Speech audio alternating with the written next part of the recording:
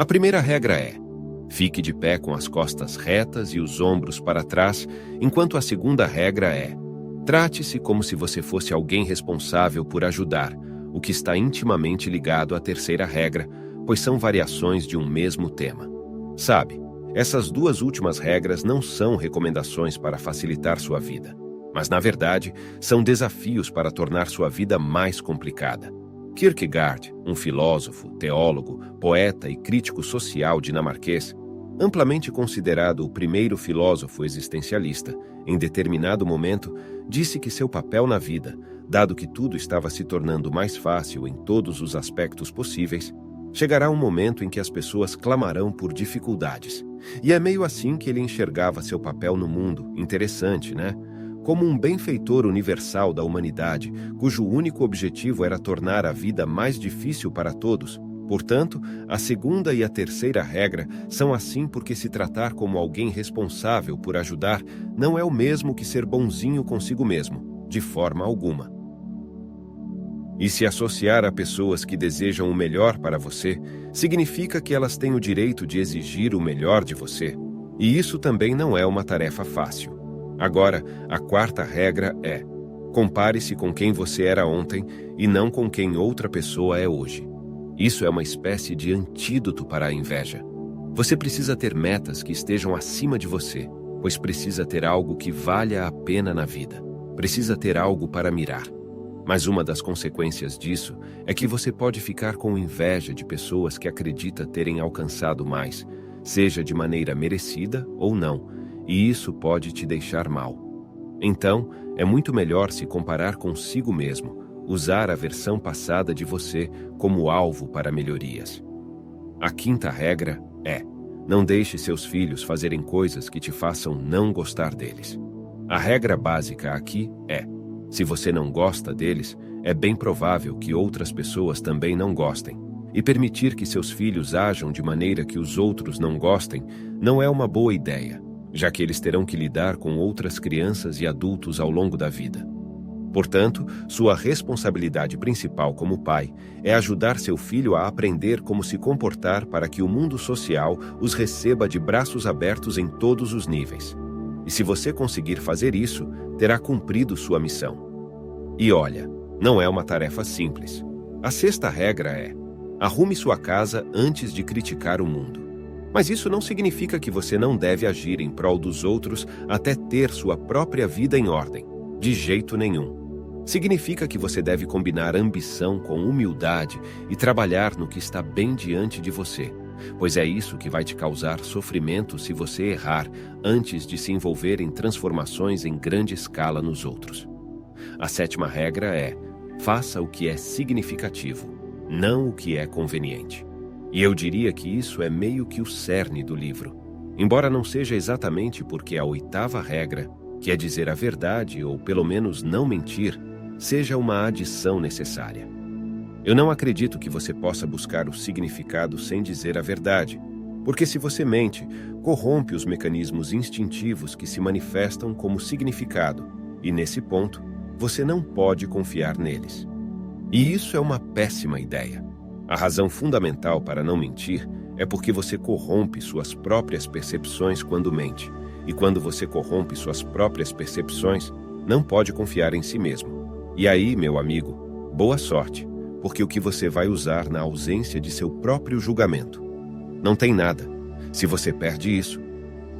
A oitava regra é, como eu disse, dizer a verdade ou pelo menos não mentir.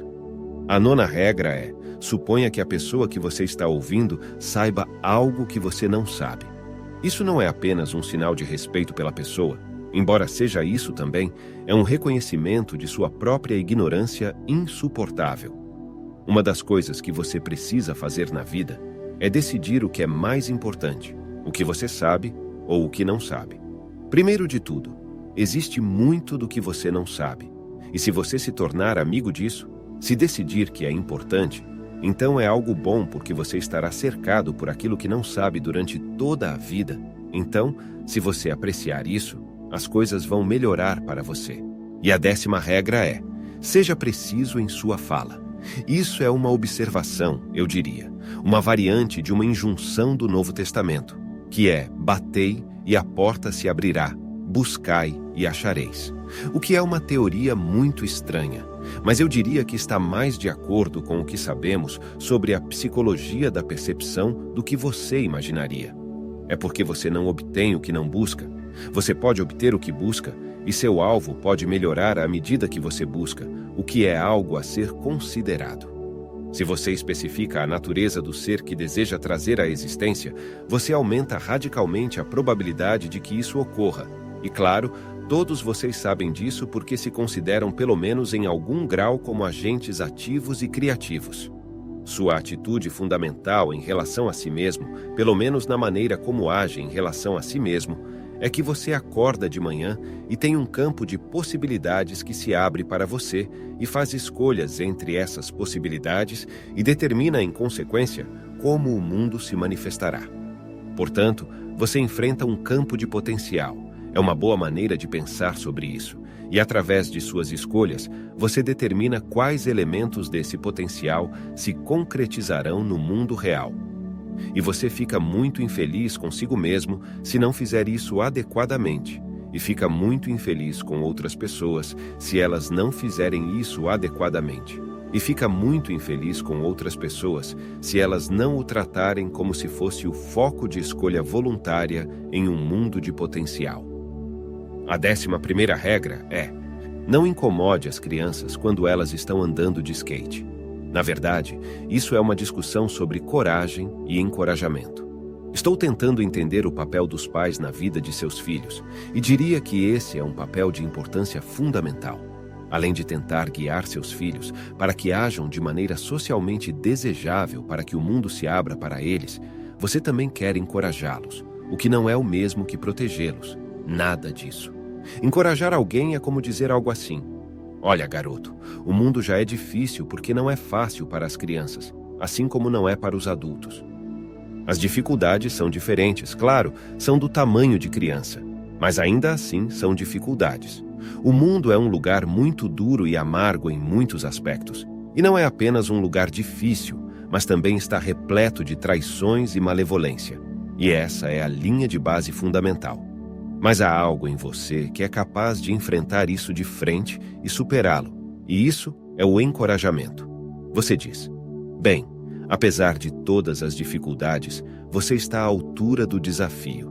E interferir nas crianças quando elas estão fazendo coisas arriscadas é interferir na disposição da criança de se expor voluntariamente aos riscos aos quais elas precisam se expor para desenvolver a competência que as permitirá prosperar em um mundo do qual não podem ser protegidas. Portanto, interferir nas crianças quando elas estão tomando riscos necessários não é amor ou empatia, mas covardia por parte dos pais, e é profundamente prejudicial às crianças.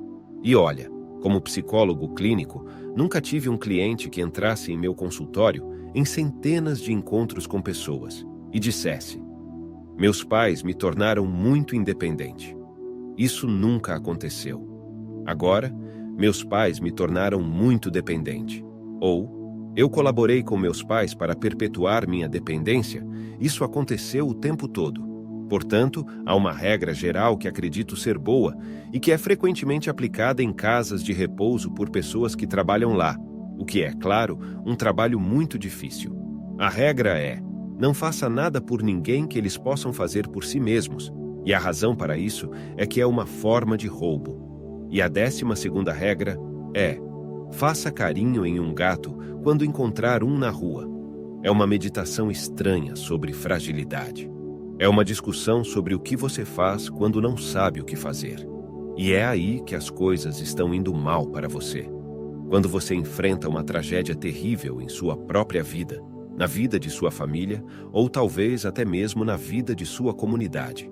Quando as coisas estão vindo rapidamente em sua direção, como no caso de uma morte na família, uma doença terrível ou o colapso de um sonho, é como você lida com isso.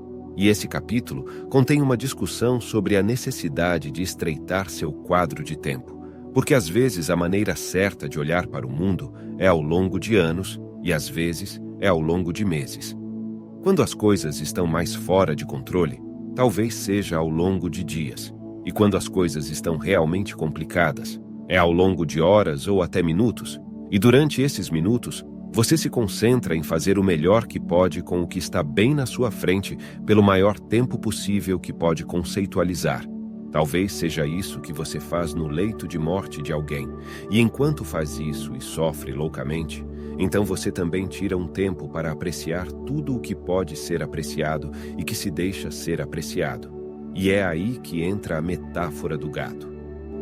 Aqui está uma regra bônus não escrita. Para mais conteúdos valiosos, dê um like e inscreva-se no canal.